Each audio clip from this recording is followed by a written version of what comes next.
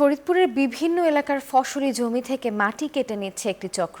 রাতের আধারে ভেকু দিয়ে মাটি কেটে ট্রাকে করে অন্যত্র বিক্রি করে দিচ্ছে প্রভাবশালী এই মহলটি। এতে হুমকির মুখে পড়েছে প্রধানমন্ত্রীর আশ্রয়ণ প্রকল্পের ঘর, শহর রক্ষা বাঁধ, ব্রিজ, বসত ভিটা সহ বিভিন্ন স্থাপনা। জেলা প্রশাসক বলছে চক্রটিকে ধরতে অভিযান অব্যাহত রয়েছে। খায়রুজ্জামান সোহাগের তথ্য ছবি নিয়ে ডেস্ক রিপোর্ট। ফরিদপুর সদর উপজেলার ডিক্রিচর ইউনিয়নের ধলার মোড়। দিনের বেলায় শুনশান নীরবতা থাকলেও রাত হলেই এখানে শুরু হয় মাটি কাটার মহোৎসব। ফসলি জমি ও পদ্মার পাড়ে ড্রেজার মেশিন দিয়ে চলে এই কর্মযজ্ঞ। শুধু সদর উপজেলার ডিক্রিচরই নয়, চরভদ্রাসন ও সদরপুর উপজেলায়ও রাতের আঁধারে ফসলি জমি বিলীন করে ধুম পড়েছে মাটি কাটার। প্রতিদিন এসব এলাকা থেকে শত শত ট্রাক মাটি কেটে নিচ্ছে প্রভাবশালী চক্রটি। হামলা ও নির্যাতনের ভয়ে মুখ খুলছেন না বাসিন্দারা। আমার বাড়ি একদম যেখান থেকে বালি কাটে তার পাশে আমাদের বাড়িটা, যে কোনো সময় ধসে যেতে পারে।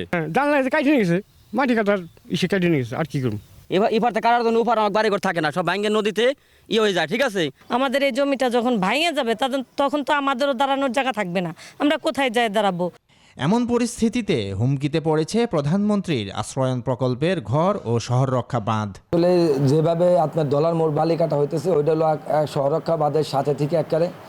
আর ওই জায়গা যেভাবে কাটছে, যদি এই তারিখে যদি কোনো রকম স্রোত ঢুকে, তাহলে পর কিন্তু আমাদের এই ডিগ্রিচর এবং শহর দুইটাই কিন্তু বেরিবাদ ভাঙ্গে কিন্তু ভিতর ঢুকে যাবে।